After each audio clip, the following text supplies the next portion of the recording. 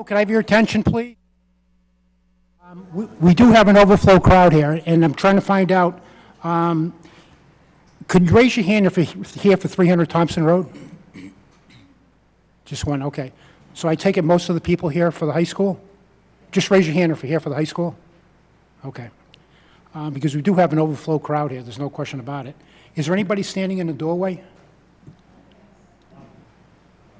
Okay. Everybody's in right now? Okay. Everybody's in the room now? Okay. It's up to you, Ann. Okay. I guess we'll continue then. The first item on the agenda, that this... Yeah, I'm calling the meeting to order, and just to let everybody know that this meeting is being recorded. The first action item is number A, approval under subdivision law, not required A&R plan, 3 Regina Ave, Assessor ID 44-A-13-35, Michael Rancourt, applicant/owner. Do you want to come front? It meets all the requirements. Okay. So staff recommendation would be to approve and direct staff to sign. Okay, So it meets all the requirements set forth in the subdivision regulations. okay. Do we have a motion here to approve the subdivision here? The A&R plan? I'll make a motion to approve I'll second. Is that also to direct staff to sign? and direct staff to sign. Thank you. Okay, I'm sorry about that. You can't hear? Just talk into your microphones, that's All the right, best we can. is that any better? Because I'm talking into the microphone. Is that any better? It's no better, speak up. I'm speaking loud enough where you can hear me just fine. Yes, sir, I'm trying to find out in the back. Just calm down. Could you tell me? Could you just turn it up? Okay. All right, so we have a motion by Dan, seconded by Linda. Kathy. Kathy, all in favor? Aye. Aye. Any disapprove? Okay, Linda. Ann, all set. Okay. The draft decision for modification of site plan, sales, and commercial parking at 300 Thompson Road has been rescheduled to January 29th. July 29th. Paul's not here tonight, and Paul would have to lead that particular draft decision. So if anybody's here for 300 Thompson Road, that'll be scheduled till July 29th. Item C on the agenda, action item for tonight, it's a public meeting and draft decision, stormwater permit application, substation, site improvements, 52 Worcester Road, New England Power Company, applicant owner, assessor ID 87-A-2-0. Site is located in industrial zoning district, continued from 5/22/23. This will be continued till, Applicant has asked for a continuance. They're still working on the final details of the easement and some other key factors that need to be in place before you can make a decision. okay. So action item number C has been continued till July 29th. We have a public hearing, special permit application, add an electronic message sign to the existing sign at 63 East Main Street, Assessor ID 15-G-25, Signorama Worcester, applicant, East Main Street management owner. Site is located in a business B4 zoning district. This is a public hearing. This is what they're proposing. The sign exists here. They want to do an electronic message sign below. After doing some research and speaking with the building commissioner today, you will see here that the sign in question is here. It's not on the actual property of the business owner. So I guess at one point, this property and this property were all part of one property, and it got divided off. I don't know how it got divided off. There's not 50 feet of frontage here, but the sign that they're looking to install, the electronic message sign, is here, and it's not even on the property for the business that's seeking the electronic message sign. So that's my report to you. I don't know if the applicant's here or not. Do you want to come forward, ma'am, please? Hi, how are you? Good, how are Where do you, want me ma'am? to go? Right up here in this chair? This is the bad girl chair, sorry. Okay, So what they want to do is, she because has the to property is so identify set back, they want to get some okay, visibility. They want speaking to of- get some visibility over there because the property is so set back, and that was one of the... Who she is for the record. I'm Oh, I'm- Stephanie Wood from Okay. Sinorama Worcester. Okay. So the sign belongs to the neighbor, and they lease it or rent it from them and use it on the regular. They do have their existing, you'll see the existing on the top of that pylon, the Webster Auto Sales, and they just want to add that digital display underneath it, just so they can get some visibility. They can't get their cars up in front because they don't have the space for it, the way the building is set on the property. So for them to be able to, put, their cars or what have you up there on that digital display would be a great asset for them. Yeah. So is it against the law to have, sounds like they're leasing it, or? Well, this- they have, this- they have the top spot on the sign already. Okay. It's just adding a second. Okay, The sign's pre-existing, Correct, the non-conforming. top Right. is pre-existing, Right. Webster Auto Sales. The digital display is what's underneath it, that's 60 by 60. would that have any kind of blockage as far as people coming and going? As far as pulling out onto the main drag No, here? I don't believe so. I don't believe so. It is 20 feet from the road, set back. Oh, High okay, up is it in the bottom? That's a question I can't answer for you. I'm sorry, I'm filling in for my husband who normally does this. He's in Shrewsbury at a variance meeting. It won't be any bigger, I can tell you, or any flashier than the one down at Webster Realty. okay. Yeah, they have a really large flashing.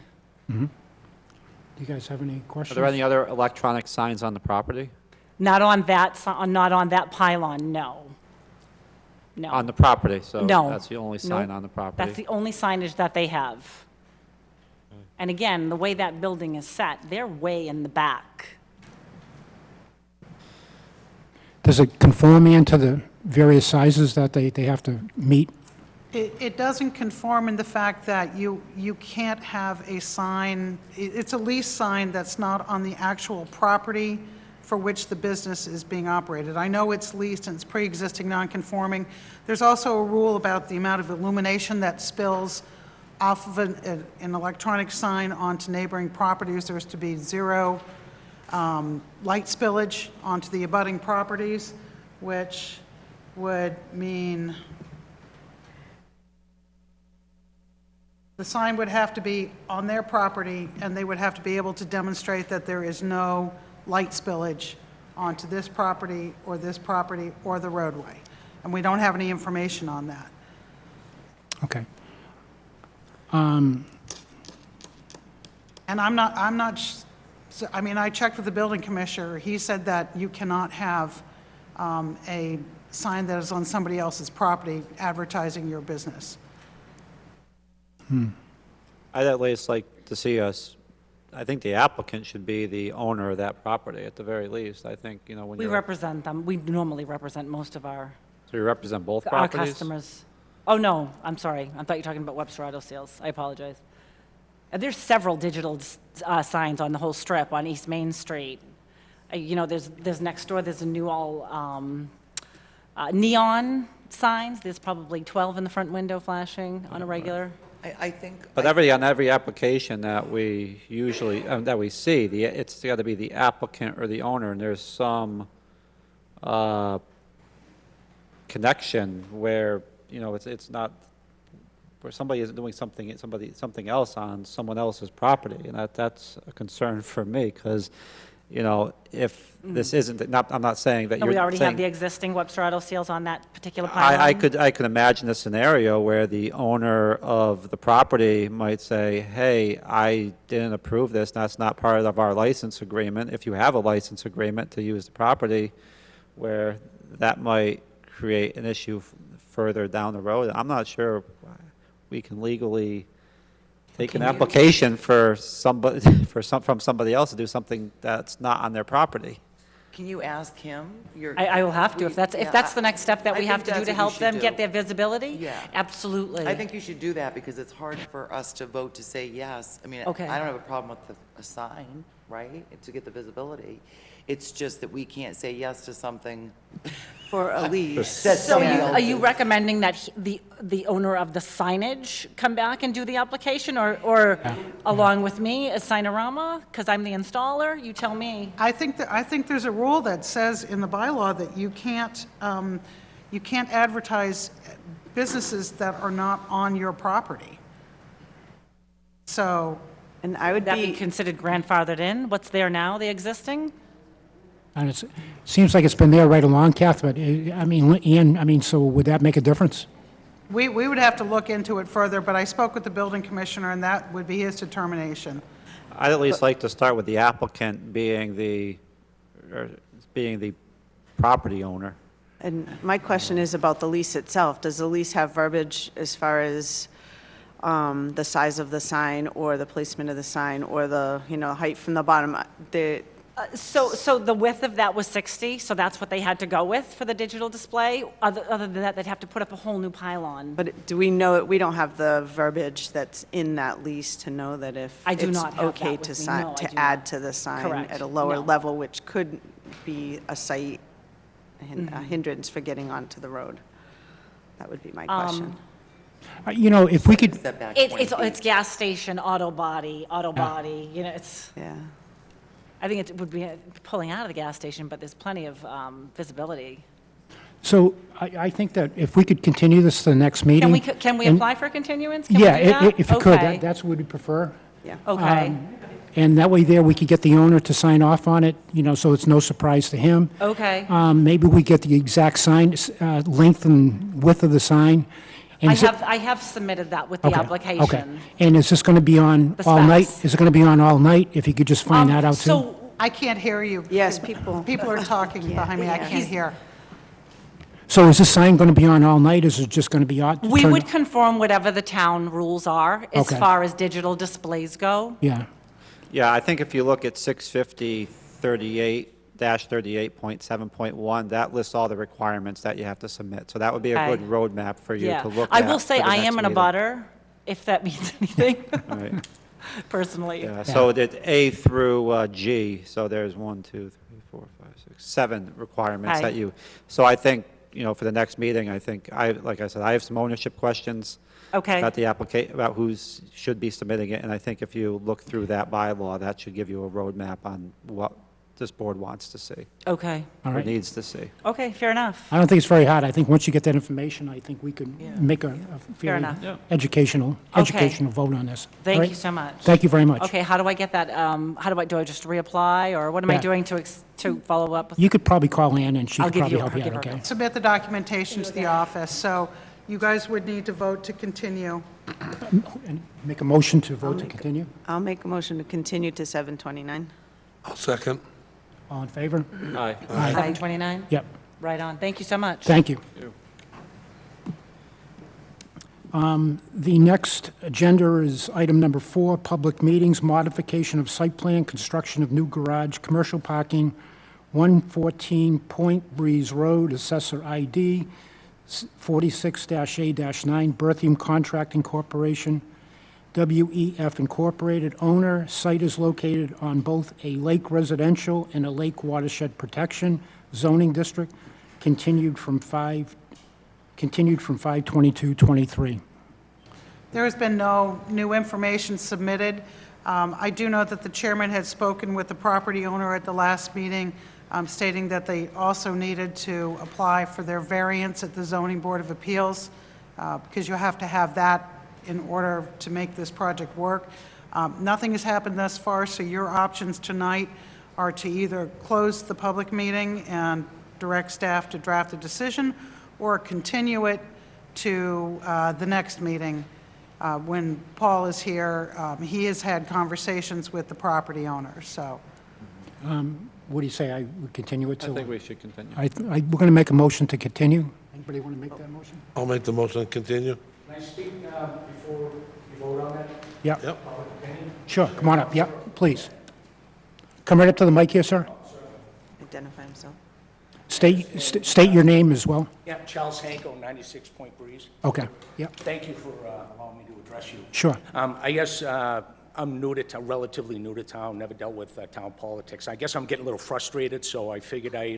this is the place to discuss it. And You gave me some time before, and thank you very much to speak with you. My question to you is, number one, well, I have two, but number one, these continuances, I understand that we want to make sure we take care of people trying to do business in town, but I guess, is this arbitrary on how many continuances we can give somebody? Or I guess I'm struggling with this. I was, led to believe that that they were allowed to apply for one, then the board gave them one. This would be the third, maybe fourth continuance. It seems like we have a lot of people that are trying to do healthcare issues, leaving work early to be here, to try to participate in town government. Sure. And we're just being asked, just go again. Yeah. This isn't a business for us. We have families like you folks, and thank you for your time. I know it's a volunteer Sure. position. But I guess, is there any reason we keep continuing this? Or how many more can we give Well, this thing? based on this information, Ann, how long has this been going on? I vaguely remember this from the past. I think this may be the fourth continuances with the site plan. Okay. We were not bound by any state law to limit the number of continuances. It's not like a special permit or other types of permits that have a specific statutory deadline. So it's at the discretion of the board to continue as often as they want. Well, based on possibly being the fourth, third, fifth, or whatever it might be, I think we kind of want to give them a final continuance. We with were that. told the last time that was it. but Yeah, And I guess I would then respectfully request that the board at least consider denying the request without prejudice and let them start over again, because this is getting difficult for us to keep up on when it's going to happen, when it's not going to happen. Let's wait until he's, and this isn't against the owner, he's a good neighbor and all. Yeah, But yeah. this is, it's really becoming cumbersome upon the neighborhood and trying to do this. And that's why less and less people are coming. And it just doesn't appear that, when you start doing that, Yeah. at least from the outside and trying to learn this process, it doesn't look like it's above board, and it's frustrating. And Right.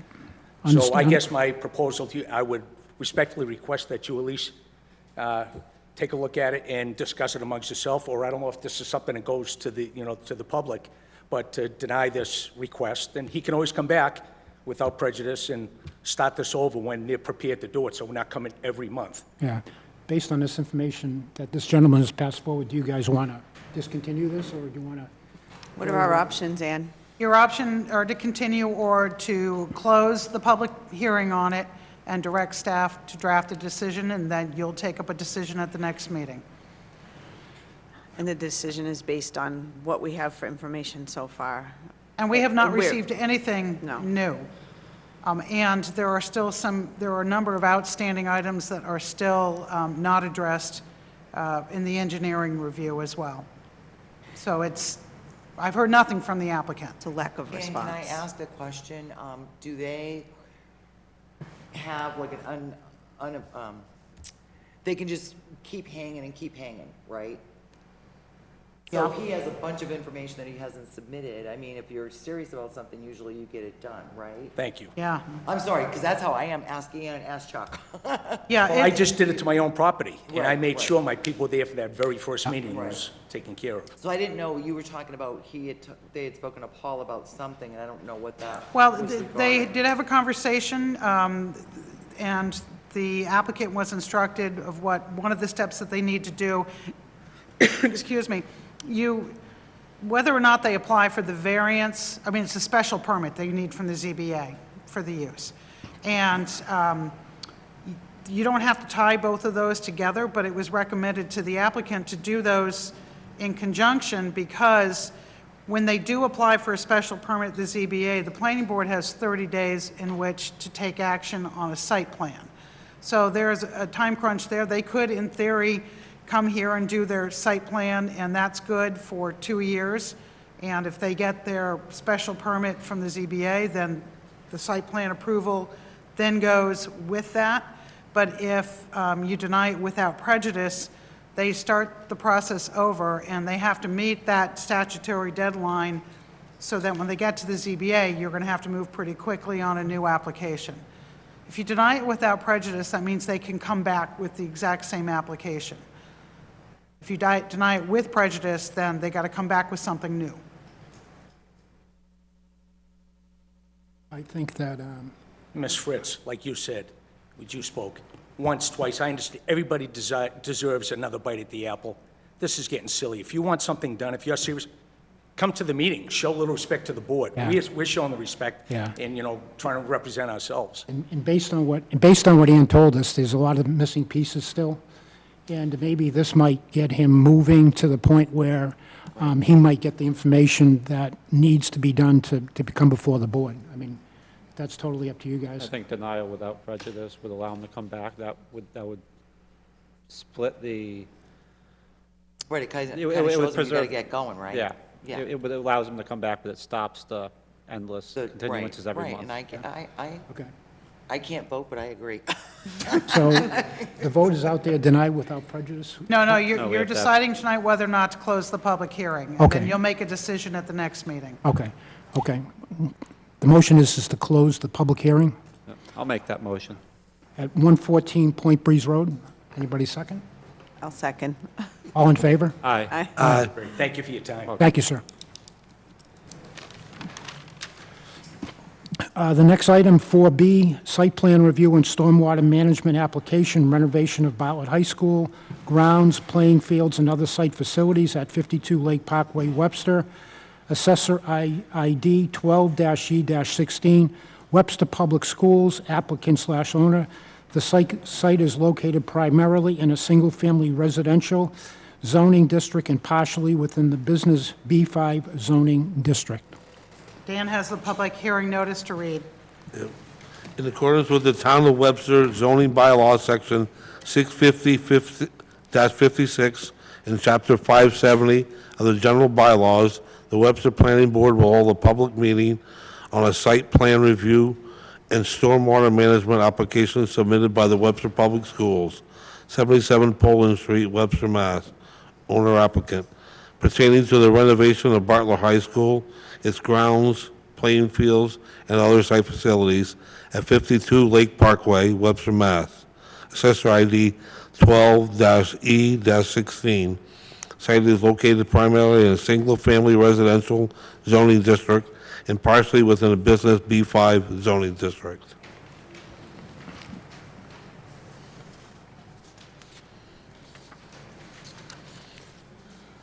I would defer to the applicant for, they have a presentation that they've prepared, which they know they have to submit to the department as part of the record. You did receive a engineering review from the applicants just today. It was handed to me before the meeting.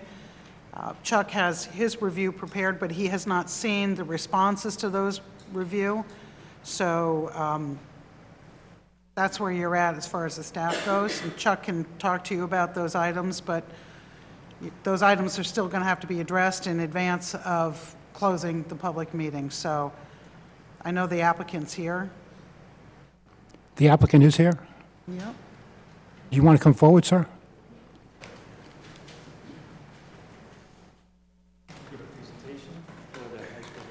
Sure.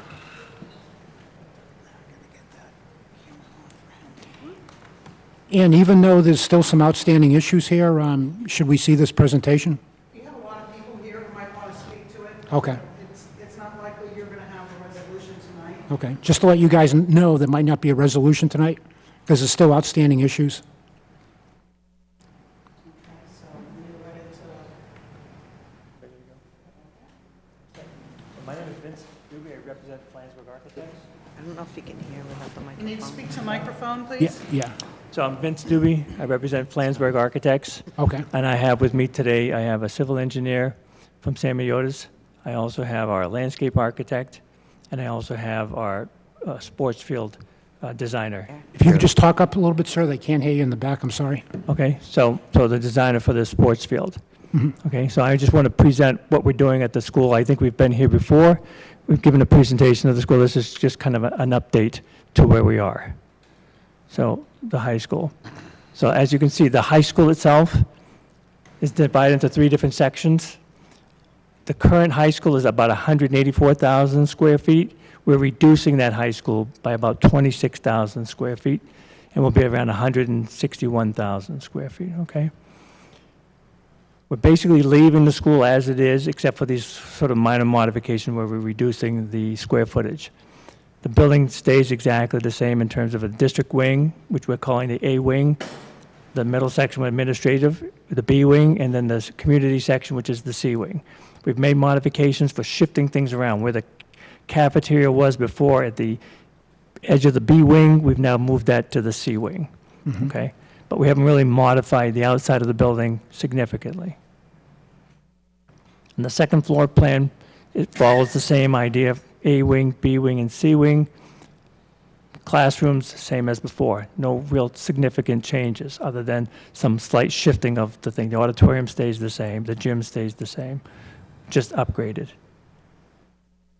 And then the outside, we're basically keeping all of the brick that's currently there. We have some pieces that we took off, like the little signage thing that was across the front there. We've taken that off. But other than that, there's some minor modifications. And then the back, where we've taken off the cafeteria, this represents the back of the school where we've taken out the cafeteria. We have some new finish on the outside that is not brick. It'll be a metal panel. That's what we're proposing. Okay? So just generally overview, that's what we've done on the building itself. And now I'd like to turn it over to our landscape architect, Ramon Ibercelia, and he's going to talk to you about the site work. Okay? Before you leave, is there any questions in the audience that want to be addressed? Debbie? Yes, please. Could you stand up, sir, from it? That's all right, I have a loud voice. Yeah. Deb Keefe, 25 3rd Street. Can I clarify something that you said at the beginning? The district offices are being moved?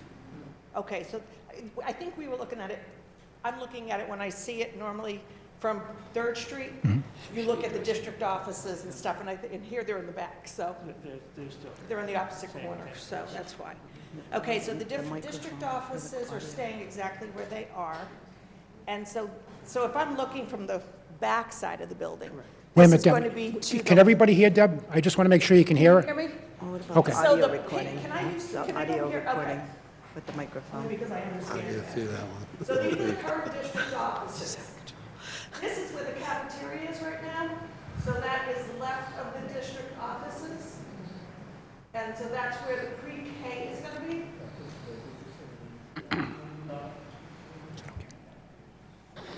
Okay, there is a loading dock there now. Spending all this money and it's gonna be reduced by 20,000 square feet. Okay, all right, yeah, I was just trying to put that in perspective. Can we see what you were talking about, where you're supposed to be addressing us? Yeah, and we have a different screen. We don't know what you're pointing at on that side. 'cause Over we're here. You come on this one, Deb. We have a Can you come to screen this here. one? Oh, you have a screen for everyone, Yeah. sorry. What I was asking is, if you're on Pullman Street, that's here. Yeah. Okay? So when we're looking at it this way. So my question was, are the district offices being moved? He said no. This section currently is the cafeteria. That's going to be converted, this is the existing loading dock. And then this. This is the cafeteria. Okay, so that's. That's the kitchen. Oh, I'm sorry, I'm talking about the kitchen. Yes. This is the existing kitchen, which is going to become pre-K. And then this would be extra loading dock. So what's happening now, the cafeteria is multi-level. Yes. We wanted to make it all one. Yeah. So in order to do that, to make it more accessible, we moved the cafeteria to this place, another kitchen, the And where would the kitchen go? Right behind it. It says kitchen, yeah. and then the cafeteria, and then we have So you guys can't see. So pre-K is going to be with high school students? Again, after we just did a ruling that they had to be down in the elementary level. Yes. Maybe they have to be down.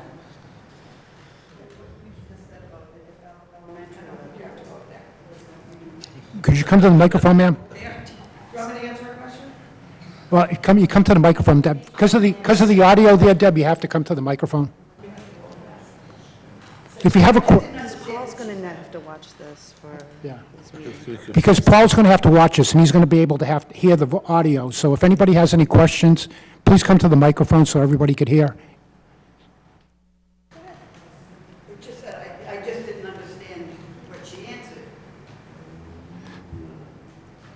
So right now, the pre-K is not in the high school, and it will be in the high school. It was just moved to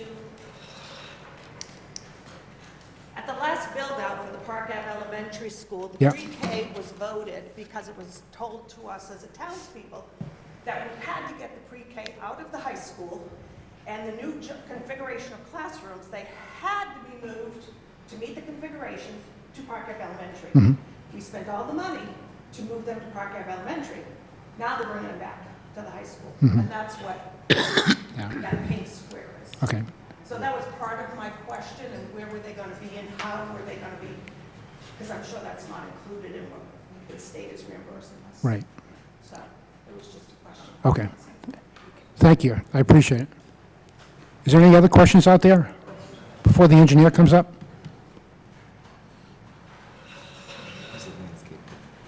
Thank you, sir.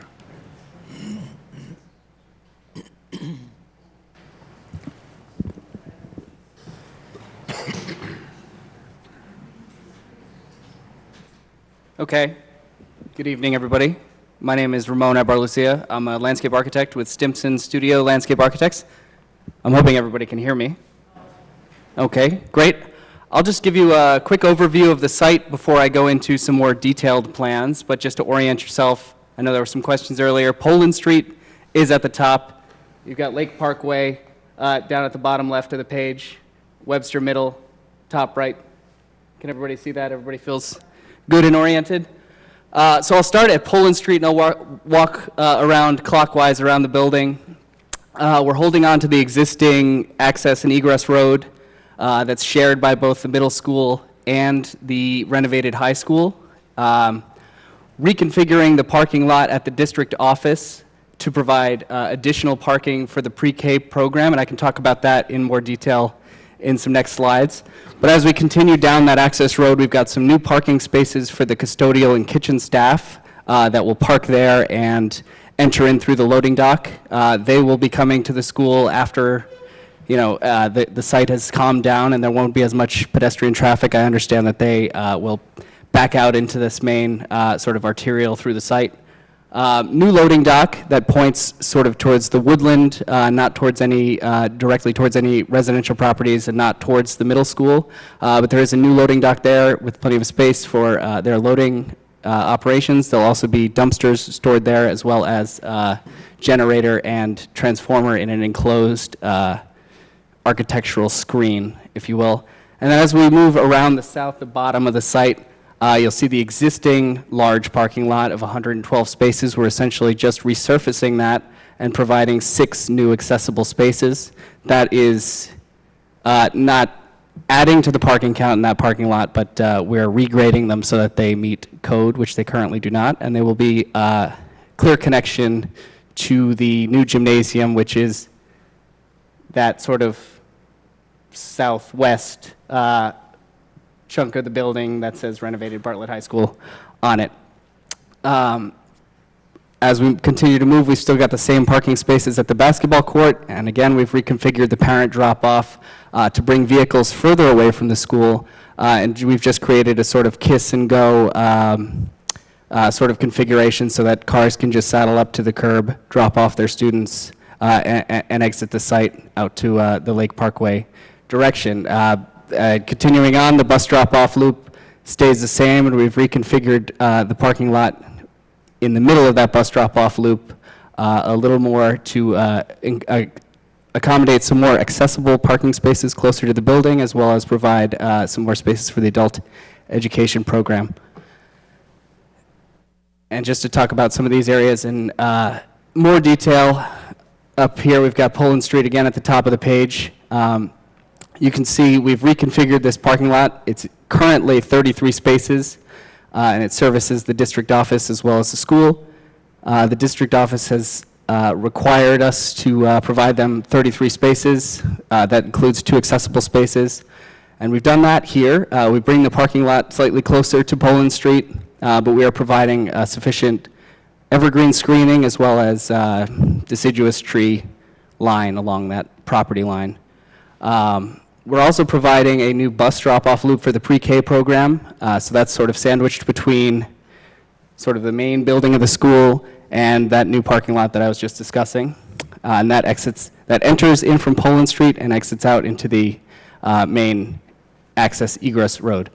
We are closing off one of the access points into the parking lot. The one that aligns directly with 3rd Street, we're just closing that off, placing a sidewalk along the entire frontage, and that just allows us to create a more economical parking lot situation. We're providing 18 spaces for the pre-K program, so for the parents to drop off their students, they can park, head in, and just drop off, open the doors, get out with their pre-K student and walk them to the door safely, and then get back into their car and leave. Right up adjacent to the building, you'll see that sort of blue-green circle. I guess you can see my mouse, maybe. There's this blue-green circle, that's the pre-K playground. That's a new element to the site. It's going to be completely fenced in using the building as part of the fence so that the students can be let out directly from their classroom into the pre-K playground without having to cross any of the high school program. We're trying to keep it feeling enclosed, but also provide clear sight lines. So we have some deciduous trees sort of around the entire pre-K playground, but only along the, where we separate it on the east side from the high school program. We've provided a landscape berm so that there won't be any clear kind of visibility into that pre-K playground. We're holding on to as many existing trees as possible in the front of the school and essentially providing the, a very similar pedestrian circulation pattern, though cleaned up a little bit. But it provides this sort of half-moon lawn that's just open and regraded. And again, these 12 staff parking spaces, which are for the custodial staff and the kitchen staff. I'll move down to the southern part of the site. And so, as I've discussed, the parent drop-off has been reconfigured so that it's further away from the school. This allows us to create a new entrance plaza that's right adjacent to sort of the main entrance of the school.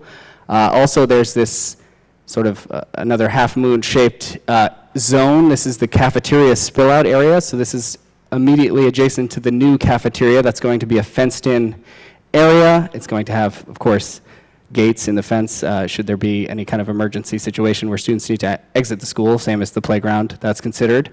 But day to day it's fenced in so that students will be, no one essentially can get in and the students will be respectful and not get out.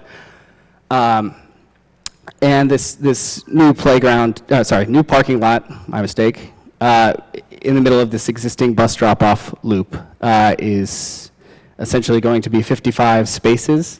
And again, we're adding more parking for the adult ed program and bringing some accessible parking closer to the school.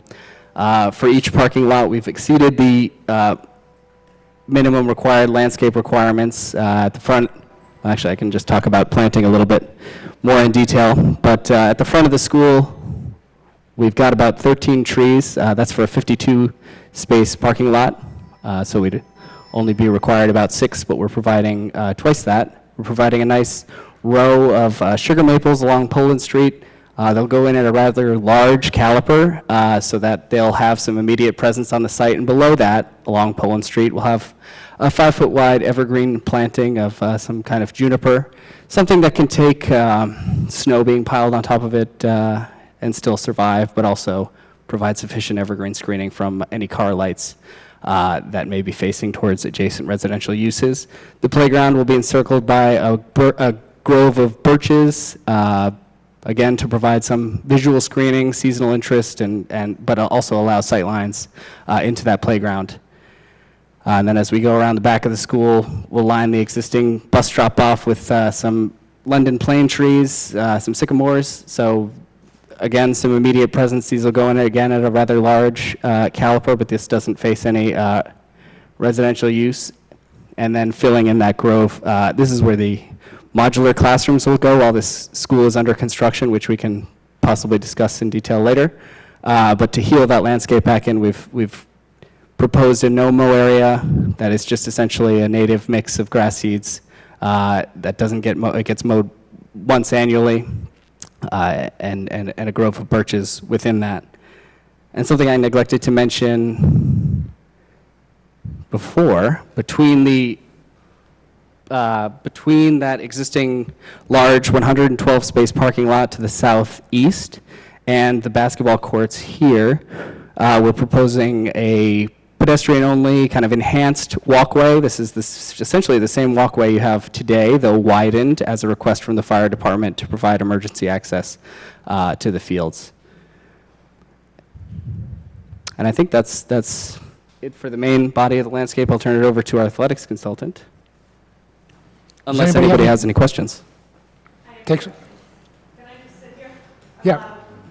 No, Deb, yeah. It's actually two questions. I think it's two. Oh, yeah, we can take with all of the reconfiguration of the road and the lawns and the parking and everything else, are you in charge of, or do you make recommendations about entering and exiting these lots? Because right now, it's a disaster on Poland Street when people are trying to pick up their kids, because they don't pick up the kids in the front of the school. Right. They park on Poland Street, they park on 3rd Street. Okay. And the buses come in and they go out on 3rd Street, and you've got those double stop signs. It's like crazy at drop-off and pickup. Are these going to be looked at to make them enter in one way and exit another way, so you don't have traffic going all which ways? That is being studied. We're working with our civil engineer, who will be, is that part of your? VHP. So that is being reviewed? It is being because- reviewed, yes, Because, but we yeah, don't have an answer just it's really, you know, yeah, it's, understood. and then if you add preschool on top of it and Right. everything else, it's gonna be just traumatic. Yeah, So, we'd like to avoid that. are you in charge of what goes on the playground? The covering? Yeah, generally, yeah. We're working with the school. We're currently proposing a sort of rubberized surface that's Okay. non-mulch. And A hard surface? well, it's bouncy. It's But hard. it's not It doesn't pieces. flake. It's not pieces. Yeah, Yeah, it's I one know what solid you're talking surface. about. Okay, thank Yeah. you. Anybody else have any questions? Could you please come to the microphone, please, sir?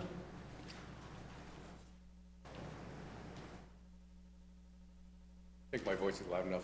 No, my name's Steve- you have to identify Oh, I'm yourself. sorry. Thank you. My name's Steve Murray. I live on Lake Parkway. I abut the entrance to the high school. They did some surveying, and they got some tags out there, some orange tape, whatever. And the only one is on, abuts my property. Are they going to widen that entrance? So you live, just so I can be clear, and I hope everyone can hear me without talking into the microphone. Here, Right, this is Lake Parkway, this is Poland Street, this is sort of the entrance to the school. like right here. Okay. No, it'll stay the exact same width, but the parking lot will get reconfigured a little Okay, bit to extend. because this it width. looks like they're going to expand the width of the street, the way they have that No, this. laid out. I And see. all the trees I have separating my property to the high school, it looked to me that they were going to Go that way. disappear. No, this line down here, right at the bottom, that's Yeah. not changing. Okay. Could That could was you my just concern. show us on the screen with your mouse what you're talking about? Yeah. Essentially this line along the bottom of this road that wraps around the school. Okay, You all see that? right, That's not changing. okay. Okay, that was my concern. Good. All right, thank you very much. Thank you. Thank you. I think there's another person that had a question as well. Could you please come up, sir?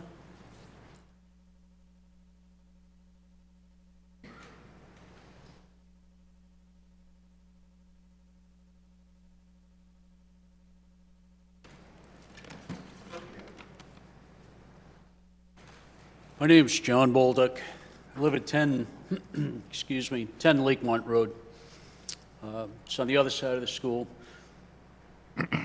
I've tried a number of times to ask for plans such as this. I've been told that I can't have them, that if I go into the office, I can look at them. I can't make copies of anything. For the first time, we get to see quick slides.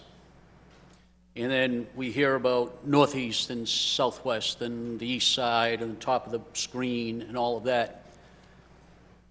Very hard to follow conversation and quickly orientate yourself to what this is.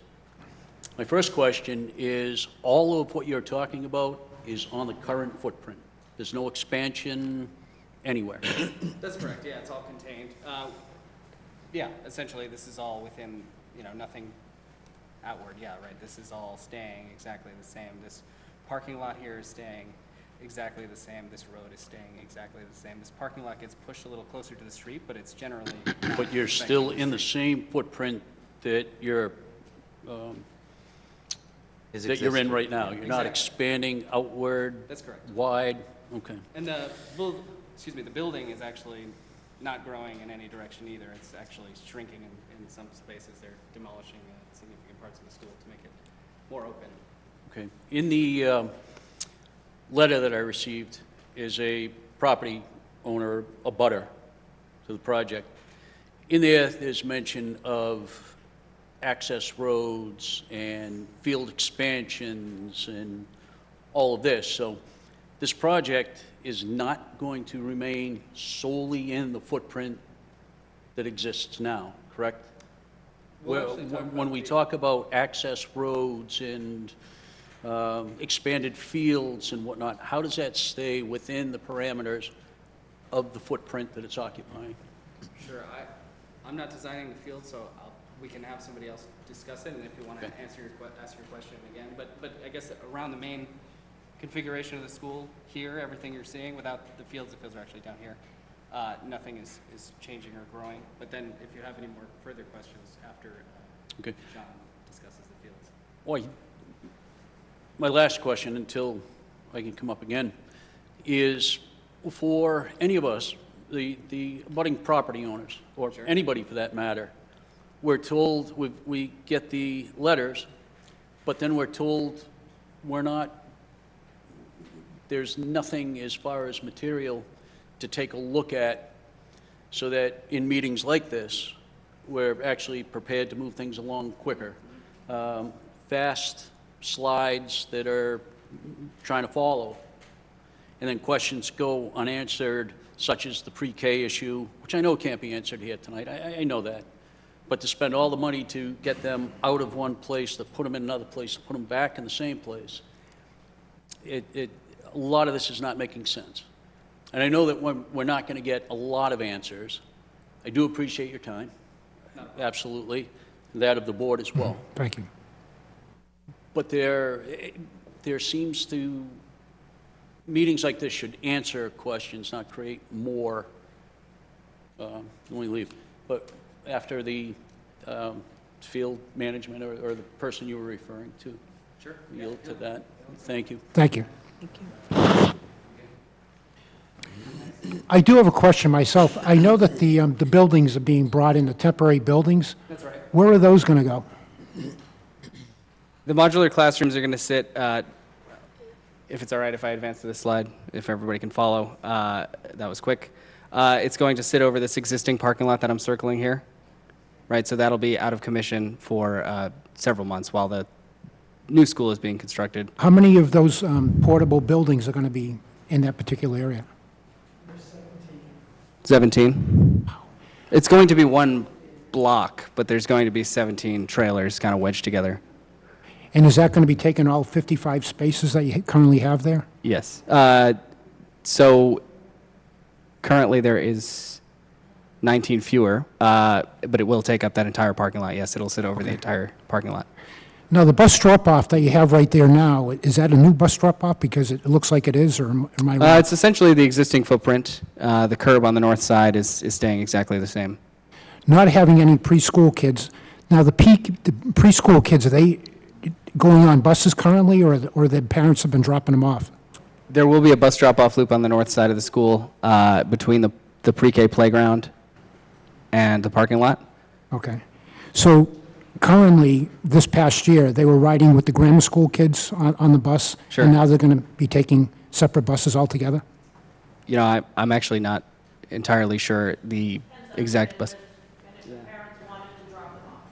Okay. All right, I was just wondering. 'cause No, I'm sorry. I can't answer that. I don't know. Okay, all right. Thank you. Any other questions in the audience?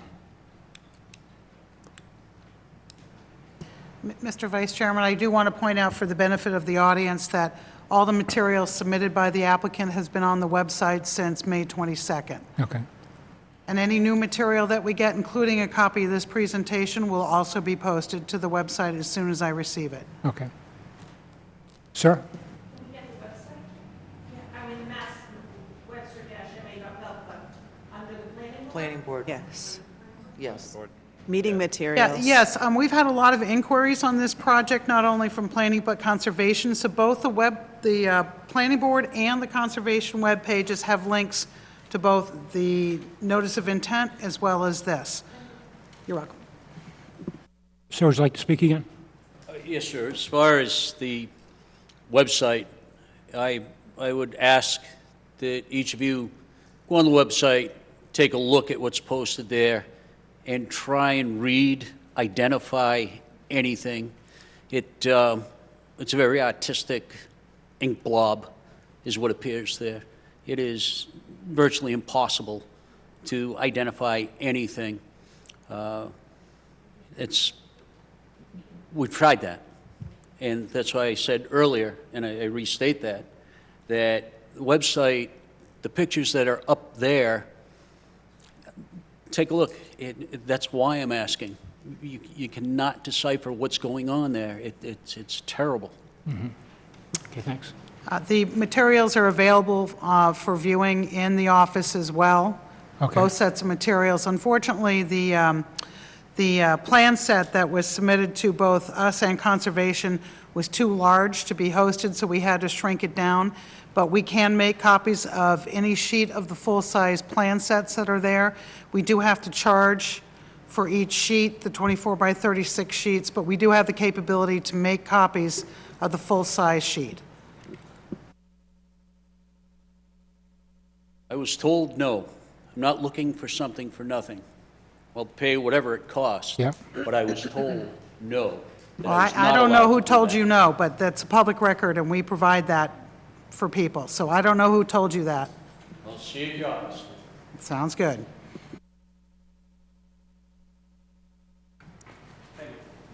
Thank you, thank you. Appreciate you coming up. Yes, sir. Good evening. My name is Jonathan Charwick from Activitas. I'm the sport field designer for the project. So I will click to that slide.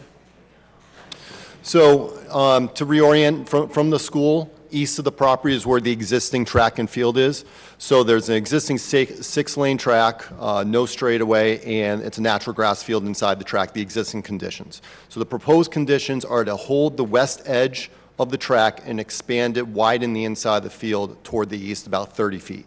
One of the reasons we're doing that, the track is extremely narrow. It's good for football, but it's not really good for soccer and other rectangular sports. So in order to get better play for soccer, widening the field makes it more available for multi-purpose use.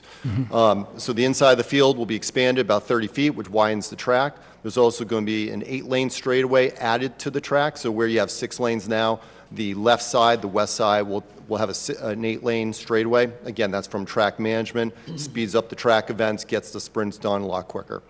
As it relates to the other renovations, the space north of the end line, the football end line, where it says shot put and javelin, that's where some of those events will be located. That's a D area. Essentially, it's a shape of a D, so that's going to be a paved area where the shot put and the javelin will be thrown. And then to the south end of the track, the high jump and discus events will occur. And then there's already a long triple jump runway in the southeast corner of the track that will be paved. So the natural grass field will be renovated into a natural grass field with irrigation. The running track, the existing one, will be pulverized in place, reused for base material. New pavement will be put in place. New drainage. There are some drainage issues at the track and field now, so we're going to be taking care of some of those drainage issues. And then a rubberized surface, about a half-inch rubberized surface of red track surfacing will be put on the D areas and on the track. Where right now you're just running on dilapidated asphalt. It's a rubberized surface that's pretty typical for track events. The existing building to the east of the property, that will stay. So basically, we're expanding from the existing track about 30 feet toward that building. That really covers the scope of the work for the track and field, so I'll open up to any questions from the board. Okay. Sir, if you just, ma'am, please come up. Ma'am, identify yourself and then ask the question. Thank you, appreciate it. My name's Brianne Arsenal. I live on Eastern Ave. We see a lot of like tagging and like in the woods, like across from our house. Where are you expanding the track? Yep. So where do we live and where are you expanding? all right. So to the west of Yes, the track this and is field, the that's access the road. athletic field areas. So this west edge we're holding.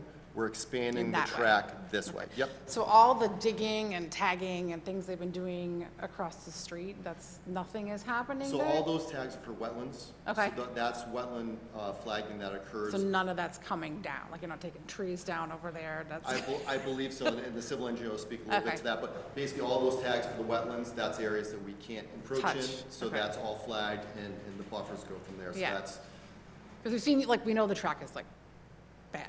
yep. So it definitely needs to be redone, obviously. But I was curious, like, where you're, like, how much it was gonna encroach on our Yeah, property. yeah, on that basically side. from that existing edge, we're expanding a little bit short of that existing building. So Okay. that 30-foot swath between the existing track and the existing building, that's where it's expanding. And when a track expands in width, it shortens in length a little bit, so actually the north edge up here will actually come in a little bit. It's kind of like a rubber band. If you expand the width, it Yeah, shortens the length. that makes more sense. I just was curious what all that tagging was over there, and I'm like, it's right across the street from my house. Like, what are they taking out over there? Thank you. Sure. Thank you. Any other questions?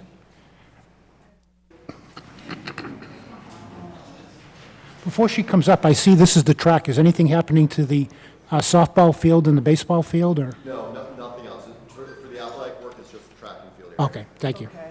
Sue Casalt, I live on Eastern Ave, closest to the track, so that's where my concerns were. First of all, when you're talking athletic field, we have a Webster athletic field now where we have football games. That's not going to be moved there, is it? I mean, where we're going to have like Friday or Saturday night football games going on? I have no idea.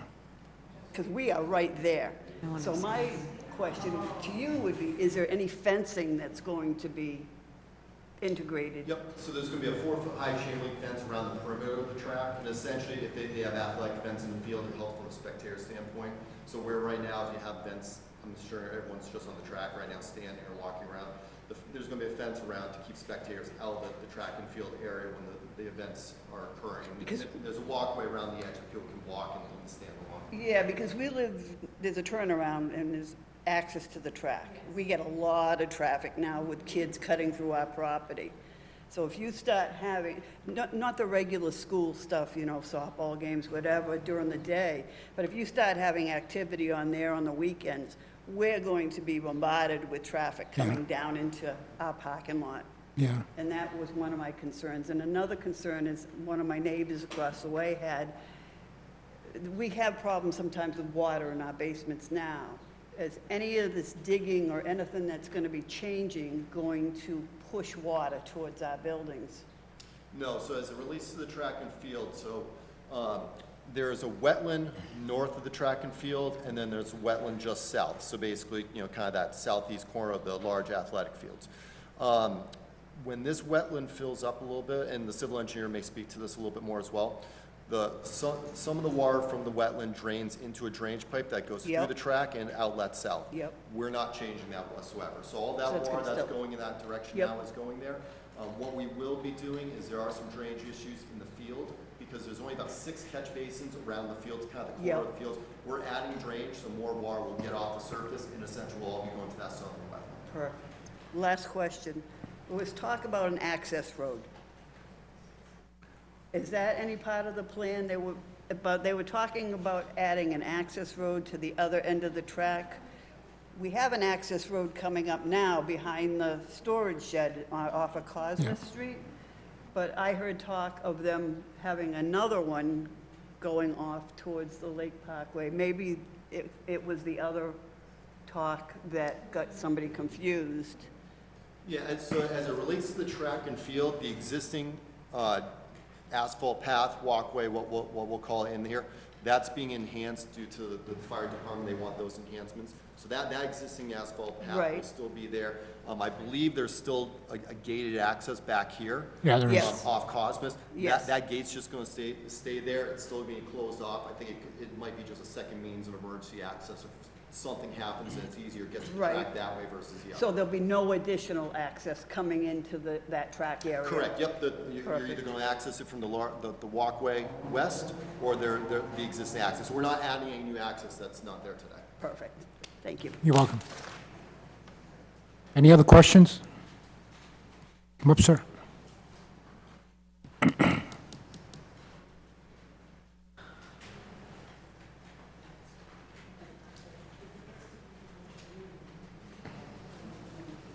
Sir, the expansion of the field, as we're looking at it, like that, what about bleachers and that sort of thing? No bleachers, no lights, no press box. It's pretty much a renovation kind, track and field with grass field to track and field with grass. Welcome. Any other questions? Thank you, sir. Appreciate your time.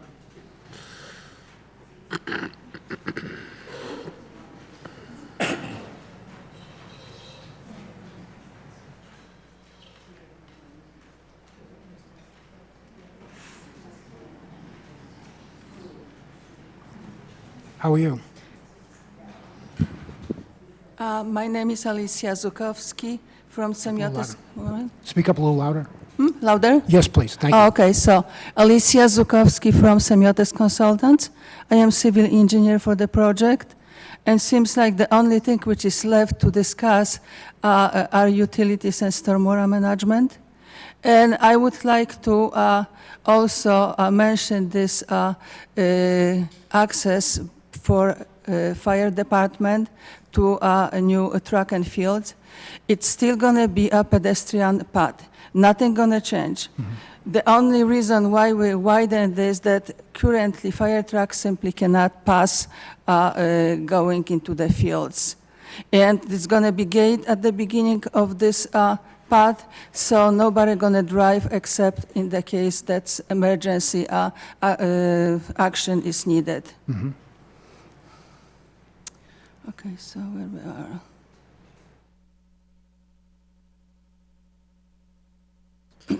So, soil erosion control for the project. We're going to fence with compost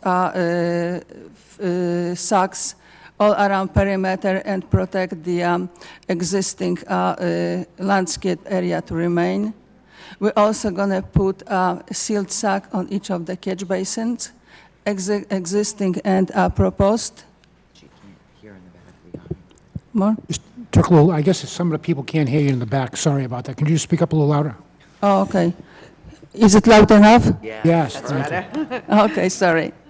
So first thing, we're going to put soil erosion control during construction, that we're going to protect landscape areas and other areas to remain. So you can see that we're going to also put around the existing wetlands and around the trees and landscape to remain. This is the same plan, just showing the track and the access path for emergency. Oops.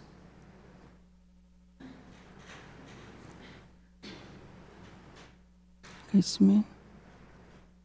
It's not going. Vince. Okay. Okay. So okay. Done. Okay. So stormwater management.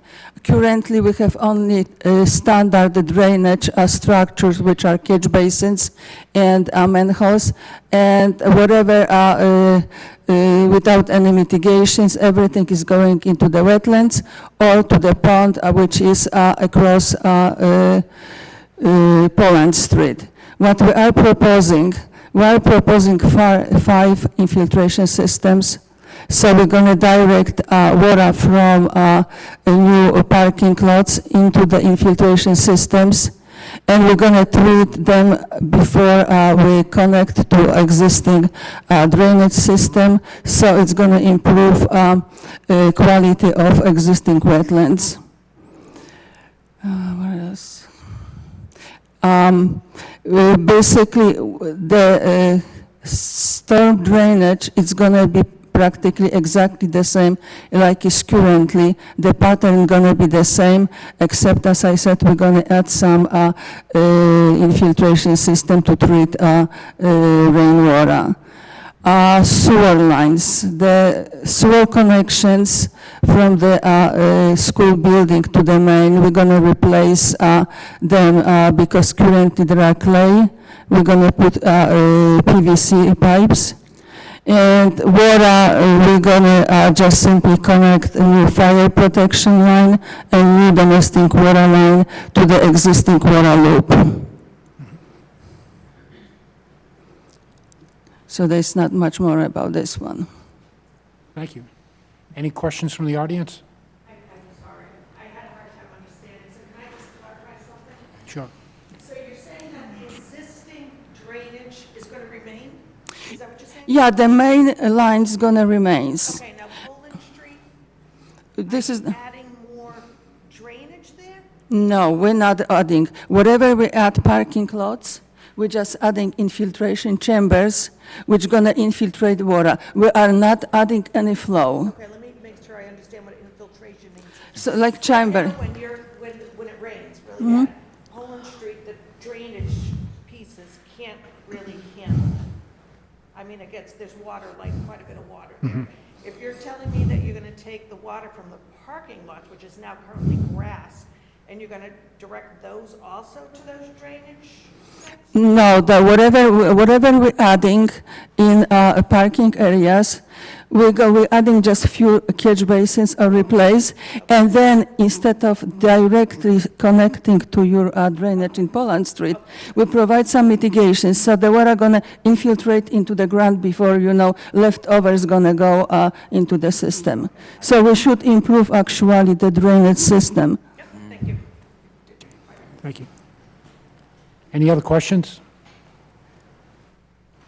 Guess you're all set. Thank you very much. Appreciate it. Thank you. Thank you.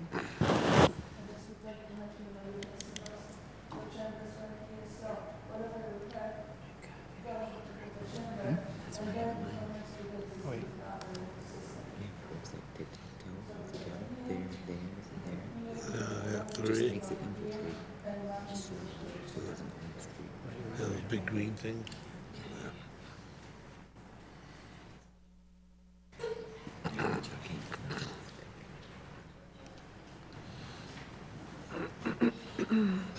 We all set in?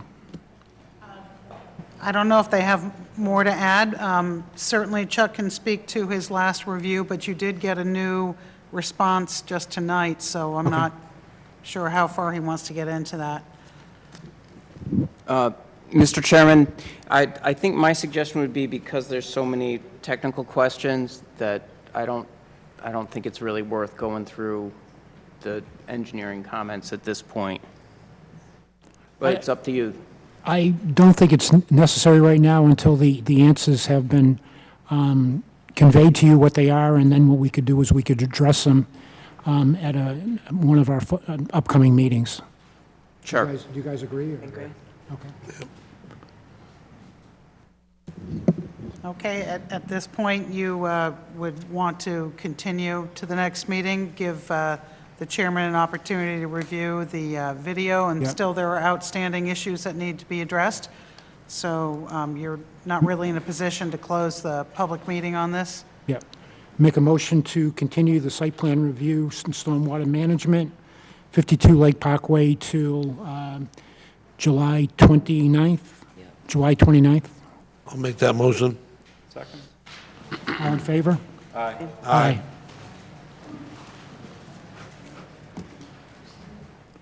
Okay. Do you want to take your laptop? I'm going to have to switch the screen.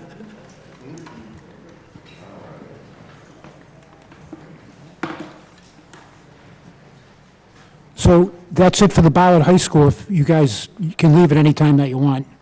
And thank you for coming, by the way. Thanks. Good questions. Next meeting will be July 29th. Thank you, guys. Thanks. People, we need more chairs. We're continuing with our meeting, but we're done with Ballard High School. Before you go to C, can we back up to A again? I have a procedural question. Okay. We'll just take a quick break while they leave. I'm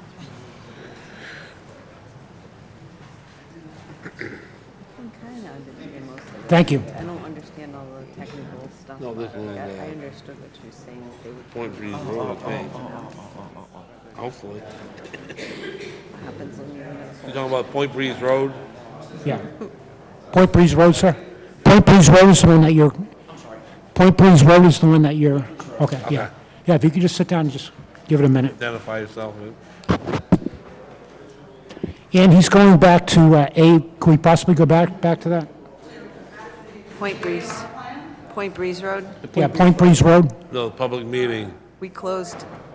We closed it, right? Well, I have a procedural question. It's never been opened.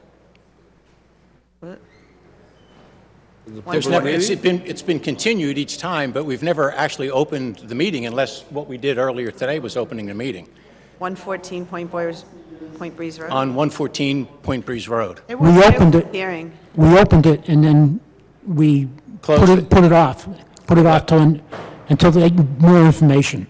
Okay, it was pointed out that the applicant is deficient at this point in time.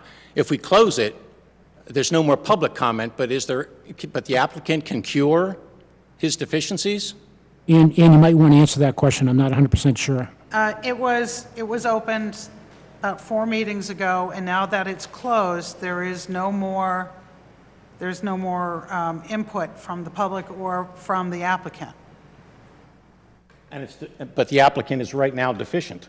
It's denied Well, without that's, prejudice. the board will take it up at the next meeting in a decision whether or not to grant what has already been submitted or to deny it without prejudice. Okay.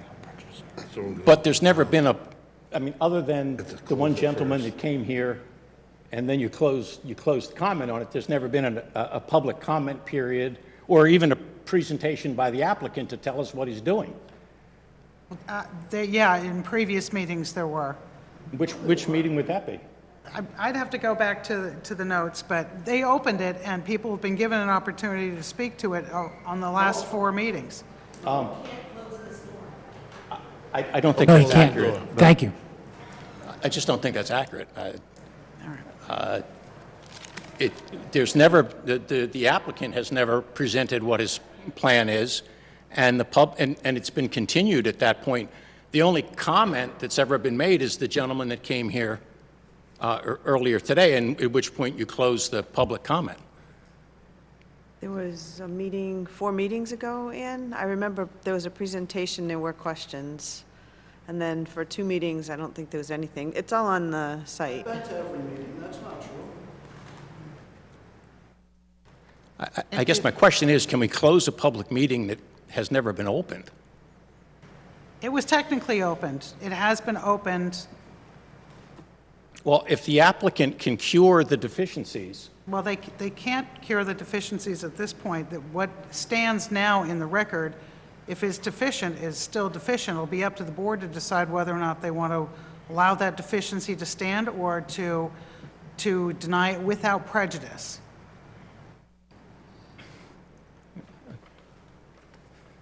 okay, so the applicant cannot put in additional information, and right now he's deficient.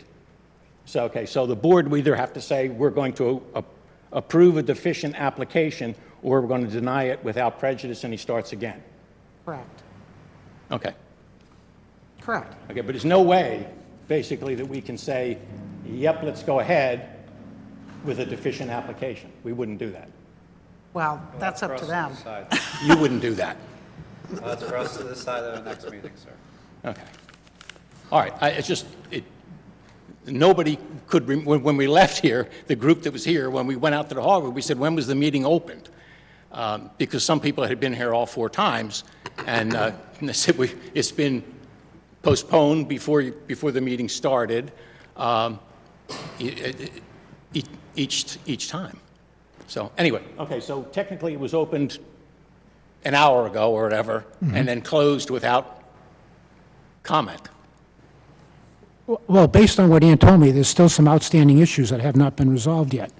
And it's been like that for, over 3 weeks? And until that gets resolved, we can't move on to make any kind of resolution on this particular modification of the site plan. Okay, so The applicant doesn't have the opportunity to submit any more material. There is no opportunity for him to fix the deficiencies that stand now.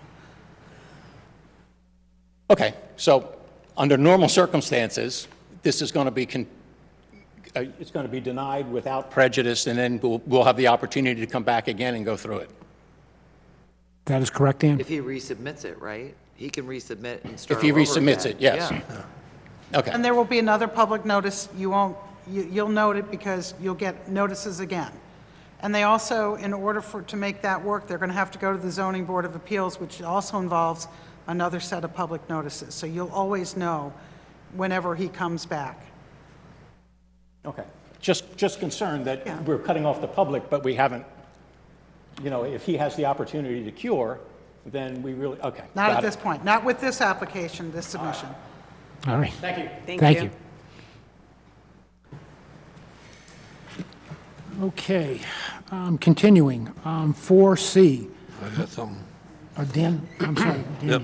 In accordance with the provisions of Article 7 of the Webster zoning bylaw, the Webster Planning Board will hold a public meeting on a modification of a site plan to revise parking layout and address drainage issues at the rear of the building, a property located at 74 Worcester Road, Assessor ID 88-B-42-41-0, submitted by Americo Real Estate Company, 2727 North Central Avenue, 5N, Phoenix, Arizona.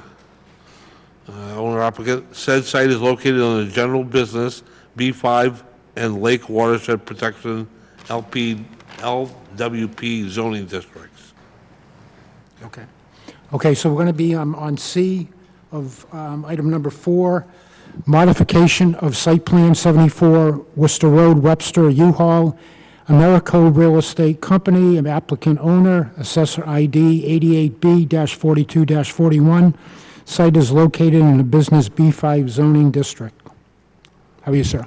Good, how are you? My Good, name's Mike Scott. I'm with Land Design Collaborative, and I was here probably 8 to 10 months ago, as you may remember. Yeah. U-Haul purchased the property a year plus ago and have begun refitting the interior, and actually I think they have the signage up on the exterior at this point. You folks approved their site plan last, I think, October or sometime thereabout. And it was to reconfigure the parking lot and put some new front loading doors on the building, create a bunch of area outside for storage of vehicles and folks to come in and out. And there's a retail component to the building. So they've lived in the building now for a winter, and they've had a significant water issue from the rear of the building into the area that they've been refitting, the self-storage area. And that's primarily a function of the fact that the rear of the lot is ledge. There's, a cut bank there that's rocky. They dug some test pits in back. There's only about 2 or 3 feet of soil before they hit rock. And previous owners had installed sort of a concrete swale to sort of steer water away from the rear of the building, but it's ineffective when it's covered in snow. So the combination of the snow, the lack of infiltration, and then their roof drains dump at the rear of the building, they experienced a lot of water, and U-Haul does not want to live with that. So that's one purpose of this application. The other is that they wanted to modify the parking and the area in the front of the building to a different layout. So what they wanted to do was get rid of some of the landscaped area right adjacent to the glass front at the left side of the building, and then reconfigure some of the islands as you approach the building from Worcester Road. So if you recall, as you drive in from Worcester Road, there are no islands on the right side dividing the parking area from that main driveway, as there is one on the left. When we were here before, there was one added on the right with some landscaping, and again, some landscaping at the front of the building. They've asked, and we've reconfigured those 2 islands to be significantly wider, and we've relocated the landscaping that was at the front of the building, right in the walkway, out onto those islands. So they're called a beefier section of lawn landscaped area, more landscaping in the parking lot, and a better definition of where the driveway is as you're driving in from the road. from their parking lot. And in the end, I think we gained one parking space. We increased the amount of open space on the site. But we gave them what they were looking for at the entrance, which is no curbs and no islands. So that, again, I think if you recall, they didn't want curbs and curb islands out here because people are flatting tires of their equipment all the time. And so they asked if they could eliminate some of the curbing at the front of the building previously, and we've been asked to do that again here. So the major changes are right at the front of the building and along the, what would be the left side of their parking lot or the right side of the entrance driveway. Nothing changed out at the street, nothing changed between the front driveway that parallels Worcester Road and their parking lot. So same truck routes in and out, same parking configuration and landscaping along the road.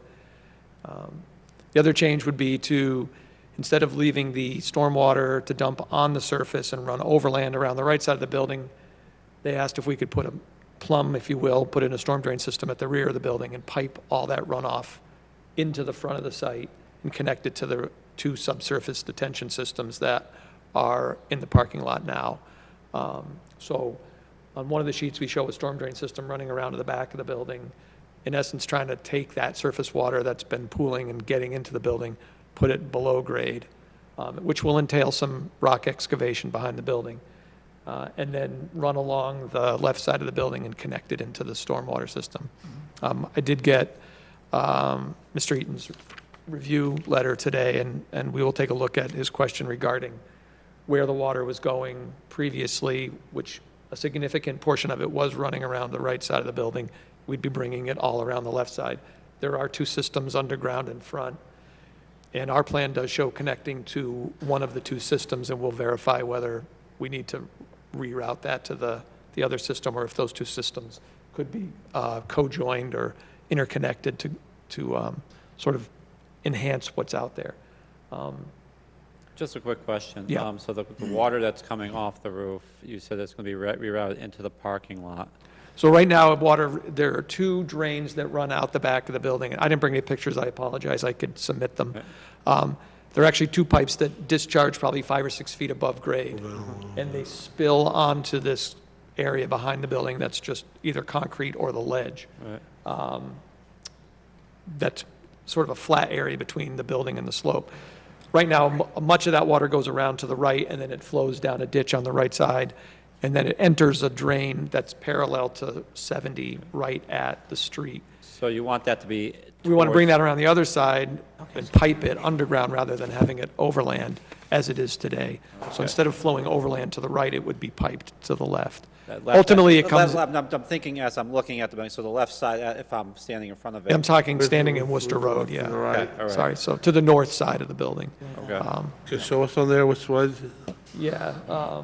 That's between the two buildings, is that what you're Yes, saying? right, so it would, At least correct. we have the same screen in front of us. Yep, right, so the drainage system would then run from at the back of the building, on your screen, it's going to run this way and then down between the two Okay. buildings and then connect That's in. what it is doing now? Right now, no, so right now, there is a The other drainage way. system, there is an Okay, existing all right. drainage system that runs around the back of the building to the north and gets into the parking lot, Oh, that way, okay. Right, so going around the other building. So it's not going to be traveling, dumping onto the pavement, just traveling overland. It's going to be That's all right. contained. The idea would be to get it get it off the ground so they don't have that constant flow of So we won't have a meltwater river flowing down. into their building or into across. Worcester Road. Or ice Right. skating rink, ice skating Skating rink. rink in the winter, yeah. Yeah, that's is that true, what's too. happening? Is that what's happened over the years, or?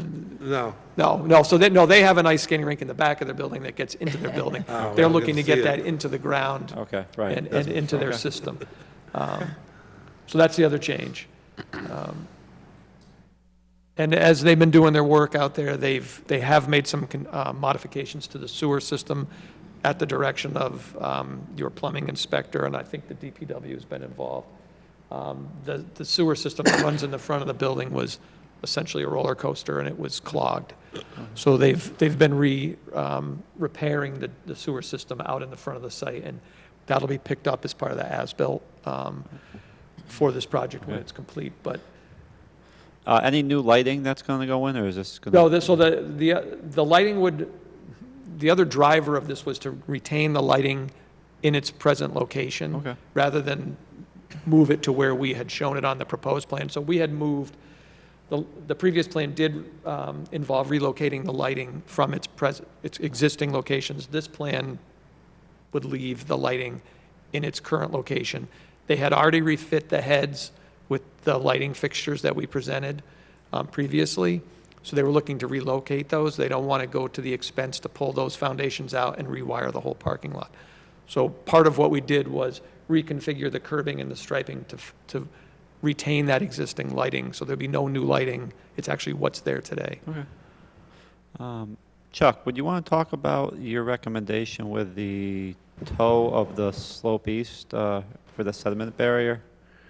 I'm just trying to figure out what we're Sure. in your comment. So that occurs right here. So you have some grading that they are introducing to that eastern side of the building where they're going to be putting in the roof drainage, Yeah. the piping for that. And so just at this toe of slope here, Yeah. am I looking at that correct, Mike? Okay, okay. You certainly can put it on either end to make sure that it's not flowing. You can certainly put something here. Right now, what happens is the water is running mostly like that. What we're looking to do is about half the old building goes this way and the rest of it is going this way. So what we're looking to do is make up this much and send it that way. This would remain. And I know you asked for, one of the comments was, Can you explain that here quick? Just sorry, yeah. 3/4 of it, yeah. So, right now, from about this point on, has been flowing overland this way. There's a pipe that runs this way at the bottom of it, just off the sheet. And then, see here's this concrete swale. So let's say about 2/3 goes this way, the rest of it comes around here, but they get ponding in here, they're having water. This swale concrete swale is actually above the floor by a couple feet in the back. Right. It was built after the building was in. Yeah. I think when this building was added, they added that to get the water up and out, where maybe it used to have a swale that it could get around, and they Okay. wanted to do that. So they would have to cut back that slope. If you've been back there ever behind that building, there's 15 feet maybe, and then it's more or less straight up, but we're looking to expand that. It would also provide the ability to get a van or a pickup truck behind the building if they ever have to do maintenance, where right now would be a pretty tight squeeze to get a vehicle back there. But, Okay, so there would be a sediment barrier back there? yeah, so I guess what you're talking about is just temporarily getting some erosion measures on either end. Right, or against the concrete swale or something like that, just Yeah. so that any runoff you have while that slope is being stabilized doesn't end up, Okay. coming down into the paved parking area. Yep. Yep, that can be done. Any other issues, Chuck, that have to be addressed? I believe Mike kind of talked about most of them.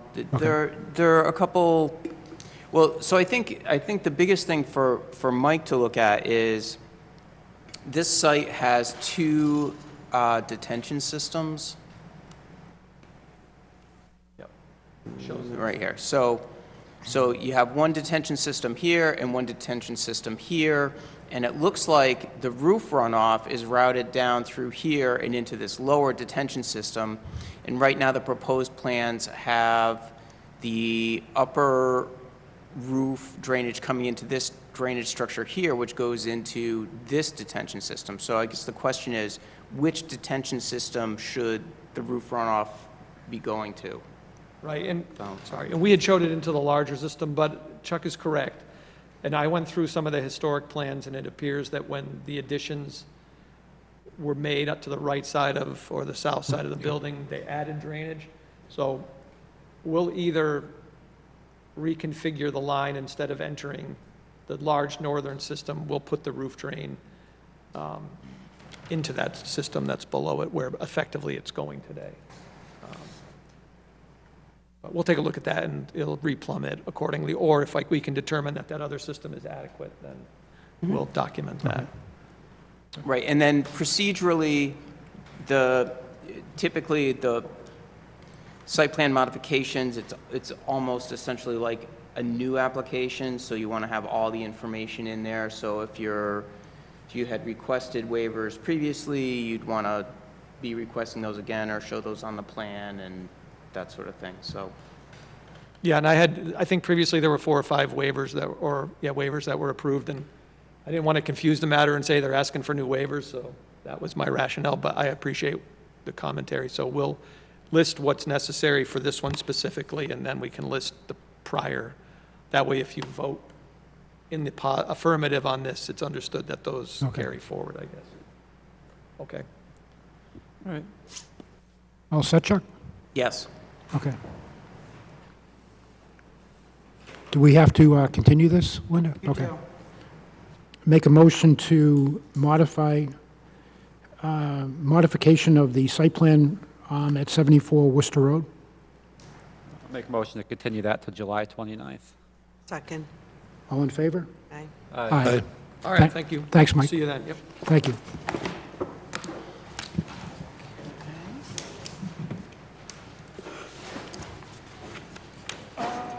Next on the agenda, discussion items, engineering update, CHA companies. I don't think I have much of an update. I did kind of the drive-by of the different projects that we have ongoing that are in construction right now. 1315 Old Worcester Road, they have their building up, but no other site work has been done. Okay. For how long have we been talking about that? 4 months, 6 months? United Medical on Worcester Road, I sent you folks an inspection report on that. They have the site pretty much rough graded. The foundation is in.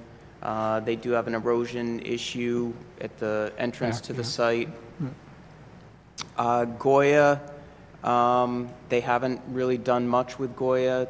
The grass is coming in, but otherwise they haven't done much. What was the other one I looked at? Old Worcester Road, The Doors Company, No, we didn't. nothing new there. They built one building, right? Yes, that's the 1315 Old Okay. Worcester, yes. Yep, the building's up, but no other site work has been done, so. I think that's it. It's down by where you were talking about, up off of School Street. I think that's it. Where they put in the... Baton Street? Yeah, where they put in the solar. Yeah, I wasn't gonna. Where they put what? Solar. Yeah, what about the Baton Street solar? That kind of went by the wayside a few months ago. We've been working with town council and with the applicants to come up with a solution to the flooding that there is, that's happening at the southwestern part of the site. I'm sure you all are familiar with it. So we've been working with DPW and their town council and their engineer, and we've got a potential solution, but we're waiting to see if that's going to be a success before we move forward on that. Move forward on it in terms of making it a permanent solution. So we'll have an update for you next month. Okay. Oh, that'd be great. And then that's the sound of the generator or whatever it is that runs. It sounds like the loud sound that's whenever the sun shines. What about that? So we've put it to them, because we've been in a standstill with them with regards to the wetland and the flooding. They know that they have to finish out their permit with the planning board. They're still having an open special permit with you. So all of this stuff's going to start to come to a head. They were told that there was a noise issue.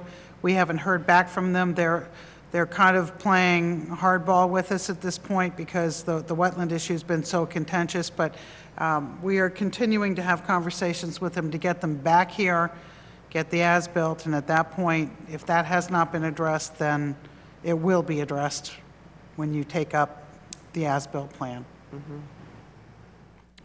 Thank you.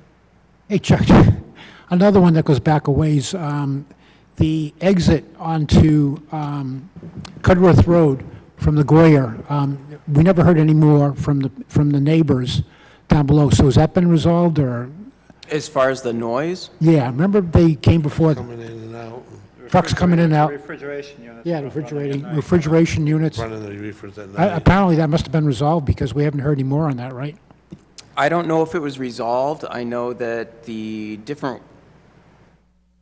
discussions that were done at planning board just kind of trickled off, and I know that Goya was working with the neighbors. They had some sound experts or something that were working with them, and we have not heard from Goya or the neighbors. Good, it's a good sign.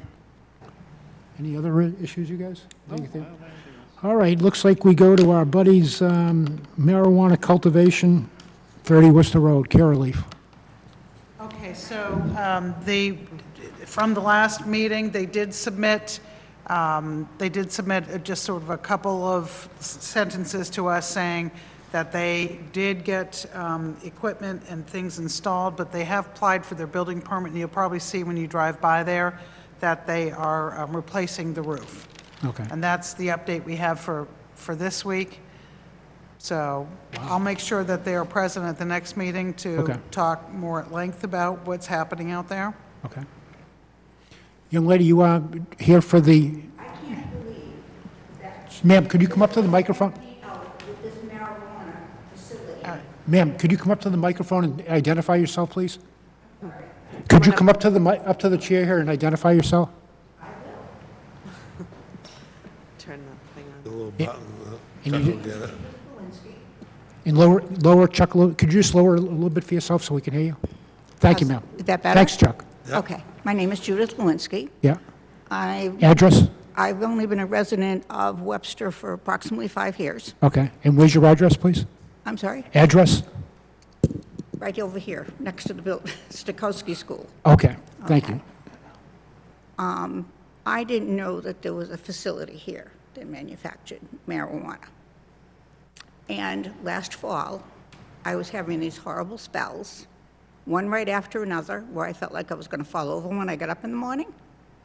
So bad that I thought I had a brain tumor. My doctor ran all kinds of tests, did an MRI, couldn't find anything wrong with me.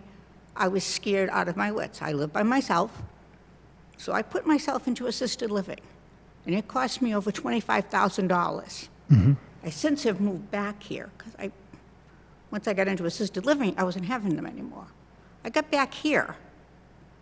I opened my window the last few weeks, and the smell of marijuana at 5 o'clock in the morning is atrocious. And all I can think of is that I left my windows open in the fall, like most people do. The nicer weather comes, you open your windows, right? Never giving it a thought. I'm very sensitive to a lot of things. Yeah. Then I find out about this marijuana plant that's leaking from the roof and all this other stuff and violations that they have. I am outraged that these people that were here for the school are not concerned about their children within a mile radius of that place. That upsets me to no end. Yeah. I just can't believe it. I am so glad that my daughter was not raised in this town with something like that going on here, especially putting that facility downtown. I don't know how long it's been there. Like I said, I've only been here just almost 5 years. Yeah. But my doctor, I saw him last Friday, and I explained to him, and he's like, I think you're absolutely right, because he couldn't find a thing wrong with me. And he said, if it happens to you again, I want you in here immediately for blood work, and we can tell if that is into your system. And I'm going to tell you, they'll have a lawsuit on their hands from me, because they drained my bank account. Yeah. That's the way I feel right now, Yeah. because I don't know what else is causing it. I'm keeping my windows shut, my AC going, my fans going. I will not open my windows. I'm afraid to. Yeah. You know, this is the first time, you know, we have people that have come forward and complained, but not to the extent that have got sick like you have. And I just can't think of any other people that have come forward and said they've got sick. Do you- I think It's the far complaints away. have been from Price chopper. that immediate vicinity, not. Yeah. I'm sorry, I couldn't hear you, sir. Right. So our complaints primarily, actually, all of our complaints to this point have been from people who have been in the Price Chopper Plaza or the Panera Bread Plaza. Yeah. We haven't had any complaints from over a mile away of people being able to smell the odor of that, from that facility. They told me if the ceiling, like, if the fog, or like when we have that smoke coming in, that it doesn't leave. It stays in the air. Yeah, there's a lot of theories. You know, it's fairly new form of agriculture that's been allowed in Massachusetts, and the voters of Webster, whether it's unfortunate, you would probably say it was unfortunate, but they've voted at town meeting to allow large-scale marijuana manufacturing at that location, which long is has more it of been a there? political question. Can I ask how long it's been there? I don't know the exact date, but Is it maybe? I mean, as I'm getting older, things speed up, so it might be longer than 5 years. 2016. 2016, Ms. Thank you, Ms. Yes. Morgan. So 7 years. 7 years. 7 Okay, years, so yeah. before I moved here, because I actually said, I thought I was having allergy Yeah. attacks first. Yeah. Because I went, I Yeah. have allergy attacks in the fall, Yeah. and, you So, know. so what we're, I what- thought I was allergic to the Yeah. town of Webster. Seriously, Yeah. I mean, I'm like, there's something in Yeah. the air up here, and then I find this out just a few weeks ago. Yeah. I didn't even know Yeah, it was so there. we've really pressed them to use the best practices from a filtration standpoint, and they're taking it amongst themselves to do an air quality monitoring study, to actually have some science beyond a person who says they can smell it on this day versus another day. So we can actually say, what is that odor at what such a level that's being detected in the Price Chopper Plaza. You know, we can raise it up that, you know, is it possible that this odor is being brought into the jet stream and transported towards, you know, your apartment? I mean, my Yeah. apartment faces the road right here. Right, It's right in front of the Yeah. park. So I'm like, what am I, a mile away? yeah. You know, and I mean, and there's schools all around here, and there's so much. I just don't understand. Yeah. I'm still shocked that these people left. And then there's nobody here, and they've got violations against them, and they're not showing up for it. It doesn't, to me, they're not taking it seriously. They have been reporting pretty much on a monthly basis, any updates as far as new filtration, air quality. We still haven't seen the results as far as the, you know, before and after. You know, that's what, yeah, so, you know, I think it's a continual process for them. It's not as if they're not doing anything. I mean, I think they report to Ian at least once a month, if not more, to give They doing updates. anything? Yeah. Oh, yeah, they've been doing a lot. They are. Different Yeah. filters, yeah. Because the smell is worse than when I was here before. Yeah. I might be oblivious to it now, maybe have just, my system's become used to it, I'm not really We're sure. working with them to get a scientific monitoring plan in place so that we're able to develop something that's quantifiable besides somebody who smells it with their nose. That's been the difficult part of this. We should know more about that in the fall, once they've completed their testing, so that we can move towards a resolution on whether we need to have them do more. You know, it's been a lot of a complaint, then they make a improvement, or they propose an improvement. But in fairness to them, the technology hasn't always caught up with their manufacturing, with the manufacturing practice, just because large-scale legal cultivation of marijuana is fairly new in that type of environment. I drove all around that building, because I was actually going to go in and talk to somebody. I figured there Yeah. had to be a reception area. No, I will say they have very good security, they're very what? very good security. Oh, They're- yeah, there's cameras everywhere. Yeah, they're like, it was kind of like And if they, Fort and Knox. if, yeah, and if they were here, they would say that's exactly their goal, so that you don't know that they're there. They what? They would tell you that that is their goal, is from a advertisement standpoint, is that you don't know that they are there because, Exactly, that's why I didn't know they were there. I could smell it, you know, in the air Yeah. when I would drive by or whatever, but I didn't, I just figured it was somebody smoking in their car. Because Yeah. that happens sometimes when you're at a red light. Oh, I don't yeah. know if it's happened Oh, to you, yeah. but it's happened to me. all the time. You could get high just They by have their being windows next to a underneath car. stuff. I'm sorry? You could get high just parked right next to a car.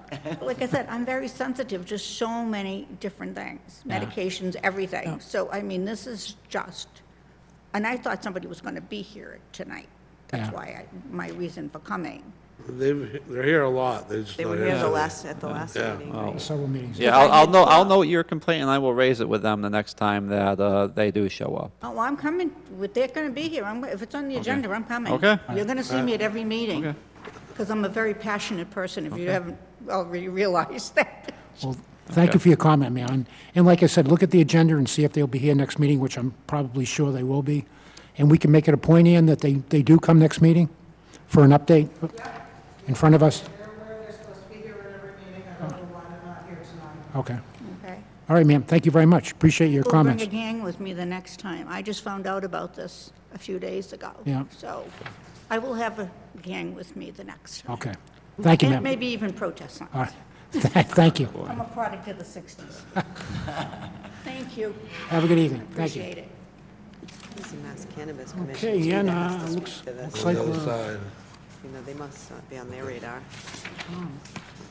Speak to it in the back. All right. I was going to say the Mass Cannabis Commission must be on the Mass Cannabis Commission radar, too. Well, the Mass DEP has, and I'm going to follow up with them, they issued them a temporary permit. They've been actually looking at our website at the materials that have been submitted. So the Central Region has been also on them for this as well. So,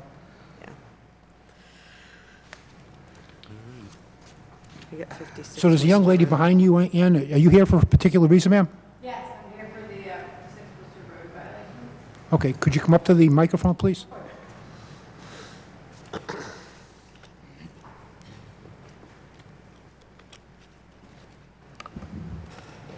Good evening. Thank you for your time. I know it's Yeah. getting late. Sorry you had to wait so long. Caitlin Condon, Harbor Law Group, here on behalf of 56 Worcester Road, property owner Six Kids Trust. We did have a virtual meeting with Ann back on June 6th about the issue at the property, the clearing of the 10,000 feet.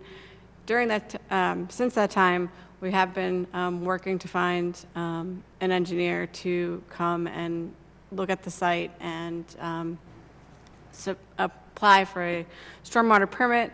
That has taken a little bit longer than I would have liked. We have connected with Conoco Engineering, and I'm hoping to have some, they were going to look at all the materials in the site and such today and tomorrow, and hopefully I'll have something by Wednesday Okay. to get things moving. I would also like to add that I don't know how familiar you are with this at all, but National Grid, I know that they are in the process of applying, or in the final process of applying for their stormwater permit application. They were working on the property, and there is soil in the subject area that they've had tested by Ty and Bond that's found to have be clean, and they're ready and willing to move that off-site as soon as we get the okay and we sort of get this plan together. So I have a lot of things, or we have a lot of things in process, but nothing yet to show the board, and I apologize for that. I would also just like to add that I know that there was a mention of an easement agreement by Ann earlier, and that's between my client at 56 and National Grid, and that is in the final stages, so we should have that ready for the board at the next meeting, if not before. Ultimately, my client wants to get this resolved immediately, and like I said, we just ran into some issues. A lot of the firms gave us 2 to 3 month timelines, and obviously this should be, hopefully, knock on wood, a small project that we can resolve quickly as the board sees fit. So. Okay. we just do a continuance on this, Ann? Is there anything, any issues you have, Chuck, with this, or? This is just discussion items. I don't know how much you want to go into that.